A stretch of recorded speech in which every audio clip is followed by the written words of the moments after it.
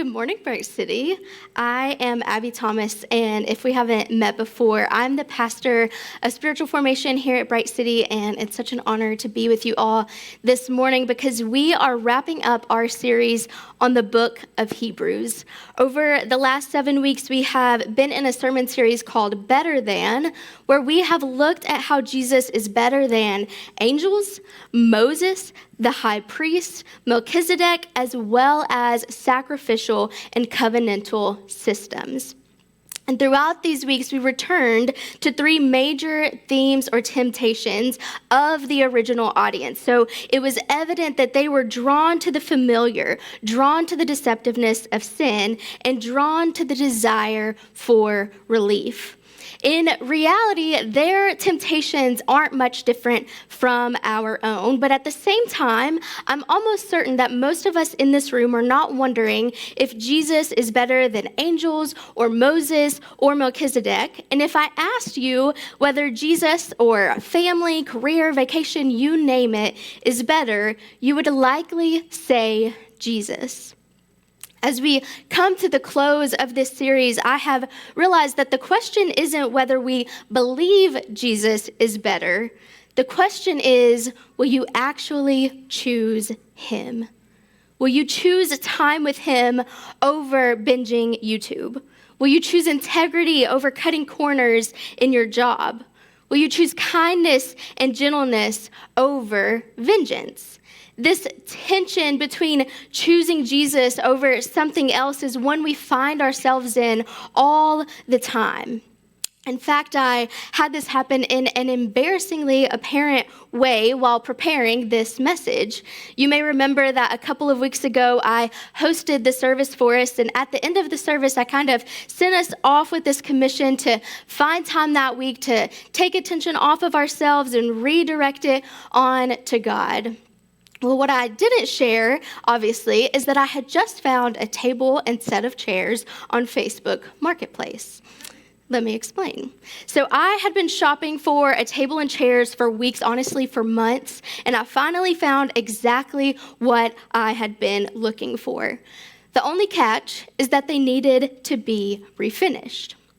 So instead of studying Hebrews or meditating on how Jesus is better than anything else, I used every free opportunity that week to sand said tables and chairs. I would put my AirPods in, I would turn on Olivia Rodrigo's new album, I would grab a sander and a face mask, and I would hide away in our basement for hours. If you had asked me in that moment if Jesus is better than sanding tables and chairs, I would have said, oh, absolutely. But at the end of the day, my actions said otherwise. This is a trivial and somewhat overstated example, but once I finally started preparing this message, I kind of chuckled at how on the nose this scenario was. Because it's one thing to believe Jesus is better, but it's another thing to live like he is. This is exactly where Hebrews 12 meets us today. But before we start to read Hebrews 12, I want to kind of offer a recap on Hebrews 11. This is famously called the Hall of Faith. This is what we looked at last week. And in this chapter, we read about popular figures like Noah and Moses and Abraham. This chapter is meant to show us the history of our faith and how imperfect people belong in the kingdom of God. And chapter 11 is a recap of our faith before Jesus, but chapters 12 through 13 is for those of us living after the time of Jesus. So these are two very different realities. After all, we have spent this series basically parsing out how those of the Old Testament lived out their faith differently than we do now. They had Moses and priests and sacrificial systems, but we have Jesus and the new covenant. However, we do still have one thing in common with the believers of the Old Testament.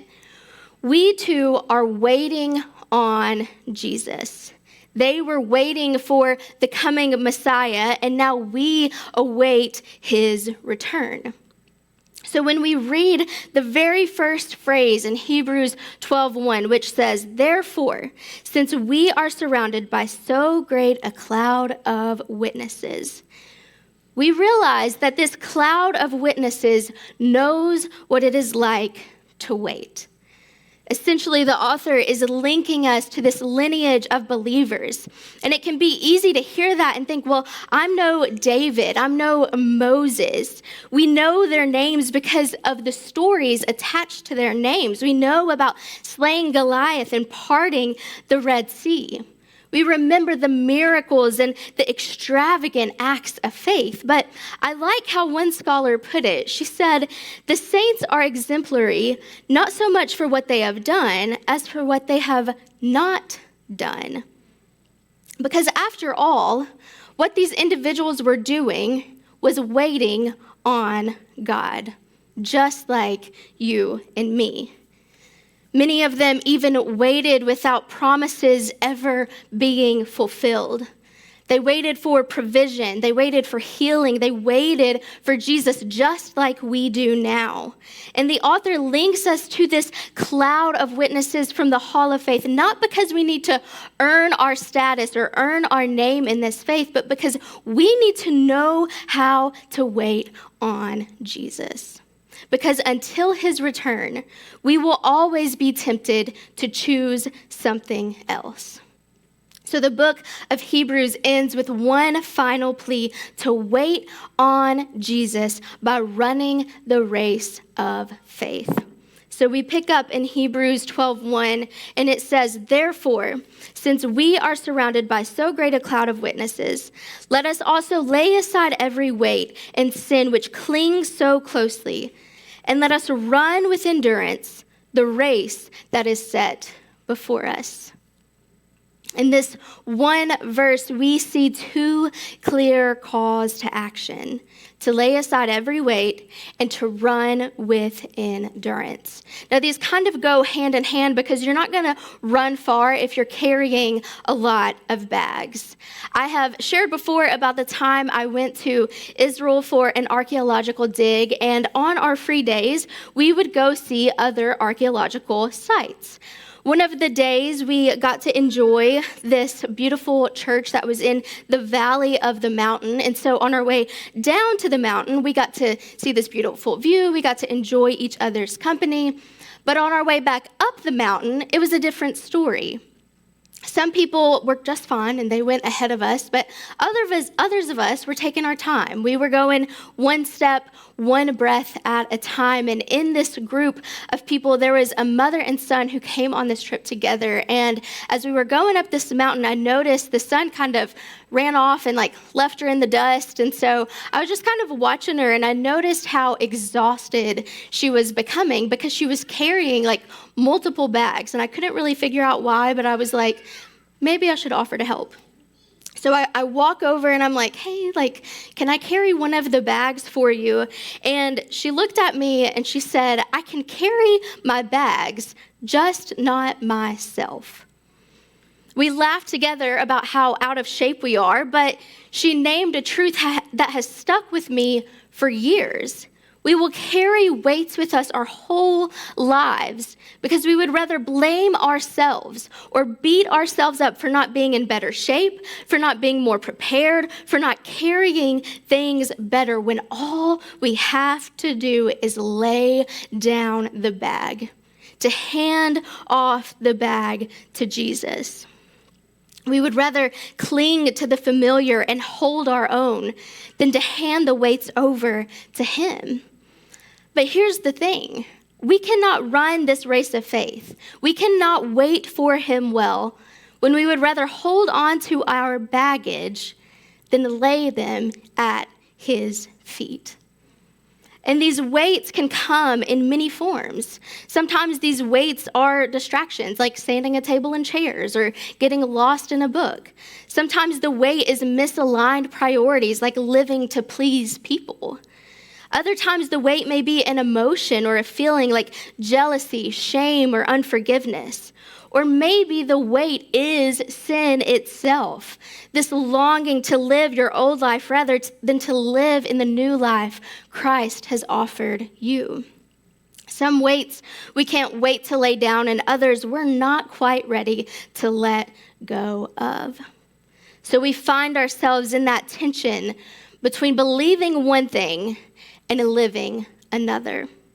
I especially like how C.S. Lewis put this in his book, The Weight of Glory.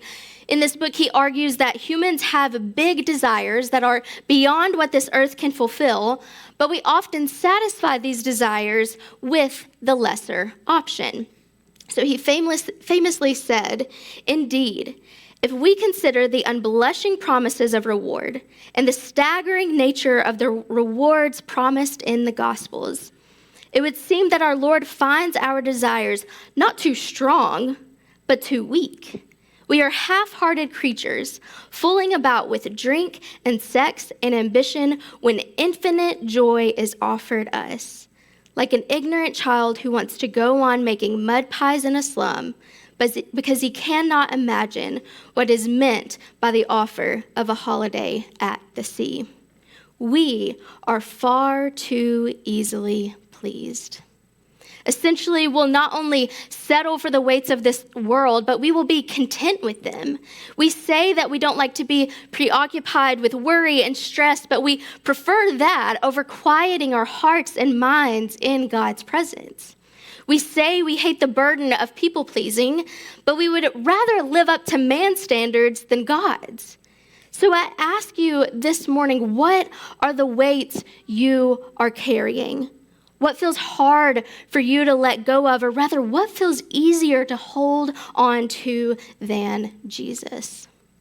The answers to these questions reveal where our belief stops short of our actions, when all we need to do is hand over these weights to Jesus. But once we do, then what do we do? The author continues in verse 2 by saying, looking to Jesus, the founder and perfecter of our faith. Now that our hands are free and our weights are lifted, the author doesn't tell us to pick up something else. Instead, the author says, fix your focus. Because as we wait for Jesus, we will become distracted. So the author's very next instruction is to look to Jesus. That's because the race of faith is not about how fast or how far you can go. It's about where you are looking.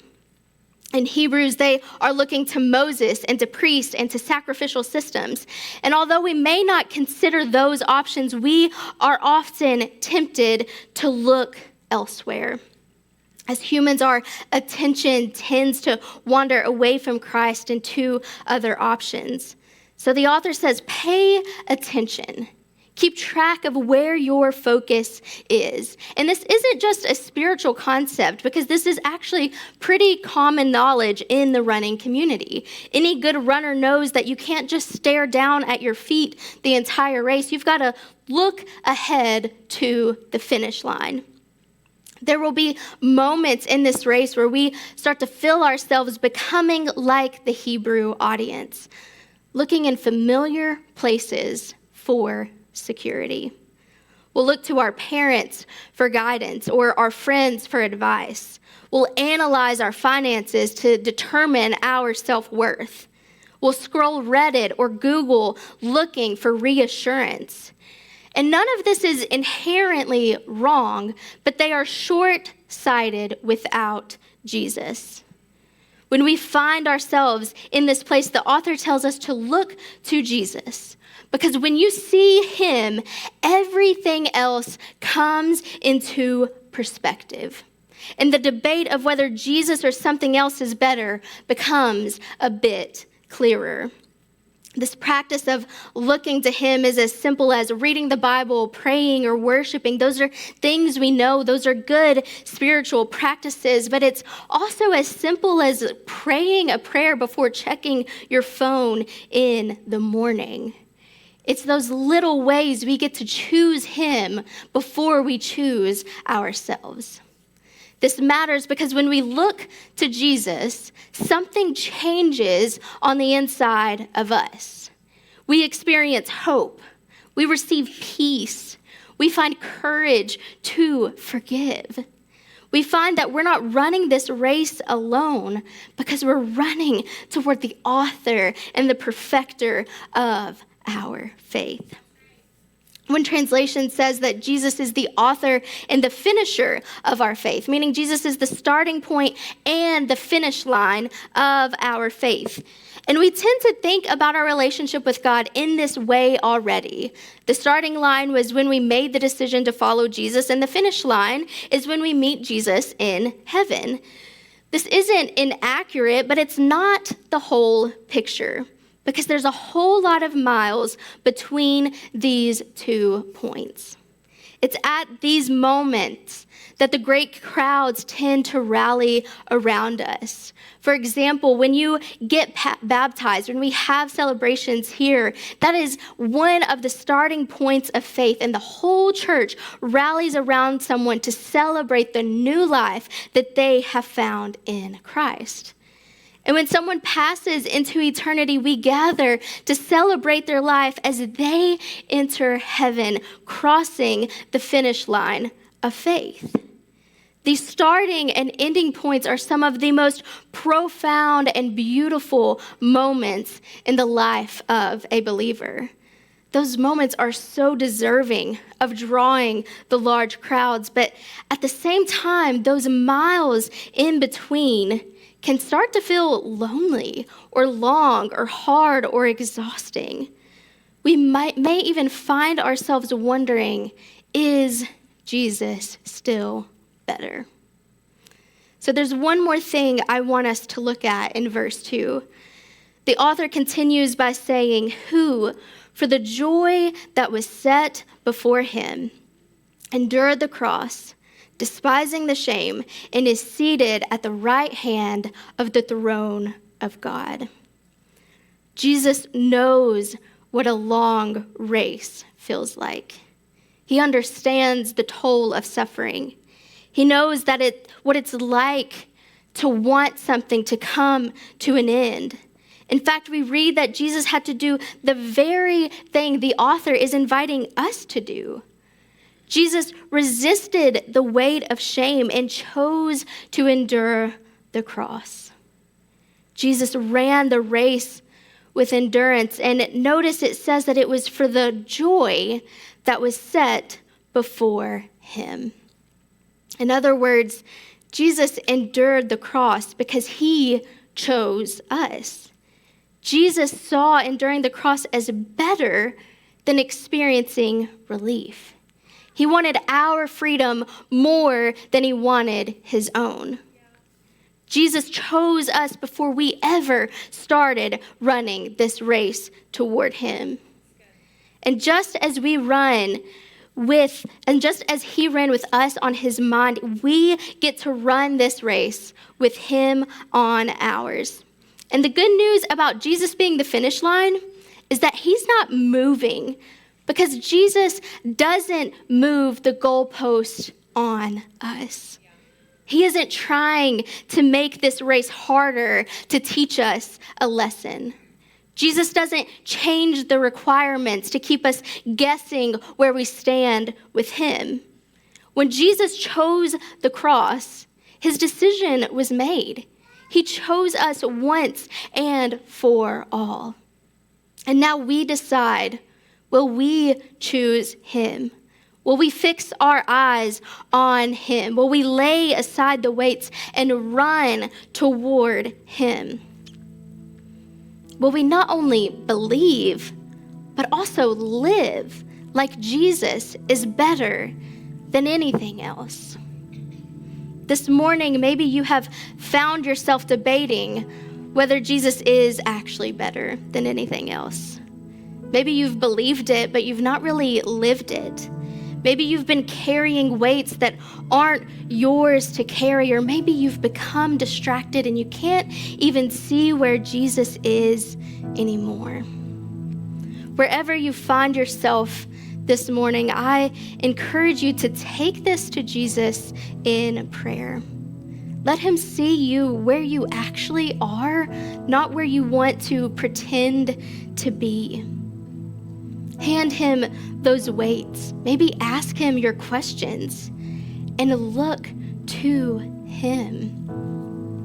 Our prayer team will be at the front through the remainder of this service, and I want to say that they're here if you would like to receive prayer, if it's big or small, whatever it may be, but also if something came up that you're like, I just need to share this weight with someone else, or I need to confess this distraction to someone else. They are there to pray with you, to listen with you. But as we prepare our hearts for communion, I invite you to bow your head and close your eyes as we say this prayer.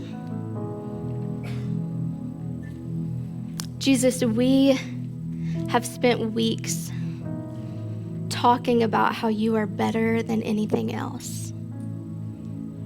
God, sometimes it is easier to know that is true in our minds than to believe it in our hearts.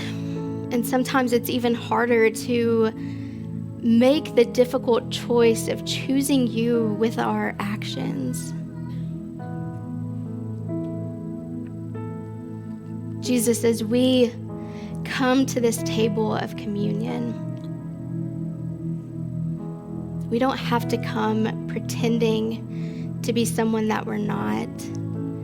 So we ask you, Jesus, to search us and to know us. And where we are tempted to choose a lesser option, would you help us to see you clearly? God, we take the time now to just be honest with you. And when we're honest in your presence, we get to experience the freedom that you offer us through the cross.